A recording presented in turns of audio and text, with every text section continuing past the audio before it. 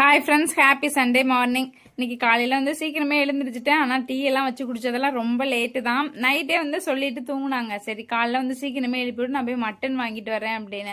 சரின்னு காலையிலேருந்து மனுஷனை போய் எழுப்புனா எழுந்திரிக்கணும். எழுந்திரிக்கவே இல்லை. நான் ரொம்ப டென்ஷன் ஆயிட்டேன். சரின்னு வந்து அப்படியே வந்து பிரேக்ஃபாஸ்ட் செய்யலாம், மணி வேற டைம் ஆயிடுச்சு அப்படின்னு காலைல வந்து தேங்காய் சட்னி அப்புறம் வந்து தோசையும் தான் வந்து ரெடி பண்ணேன். ஏன்னா ரொம்ப ஈஸியான சட்னி ரெசிபிலே ஃபர்ஸ்ட் நான் என்னன்னு சொல்வேன்னா தேங்காய் சட்னி தான். அதை தான் நான் இன்னைக்கு ரெடி பண்ணேன். ஒரு பக்கம் வந்து சட்னியை தாளிச்சு விட்டுட்டு அதுக்கப்புறம் வந்து தோசையை வந்து மாவு கலந்து ஊற்ற ஆரம்பிச்சிட்டேன்.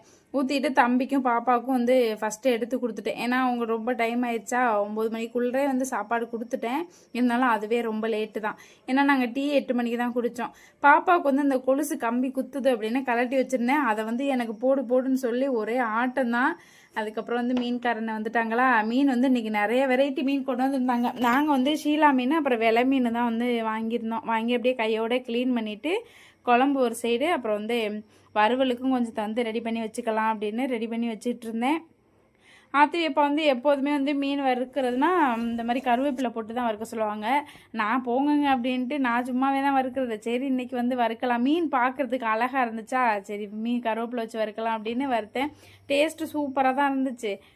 அப்படியே இன்றைக்கி சாயந்தரம் வந்து கிளைமேட் மழை வர்ற மாதிரி இருந்துச்சு. சரி சீக்கிரமே வேலையெல்லாம் முடிச்சிடலாம் அப்படின்னு வேகமாக பார்த்துட்டு இருந்தேன். எல்லா வேலையும் முடிச்சாச்சு. பாய், இன்னொரு வீடியோவில் பார்க்கலாம். இந்த வீடியோ பிடிச்சிருந்தா சப்ஸ்கிரைப் பண்ணிக்கோங்க.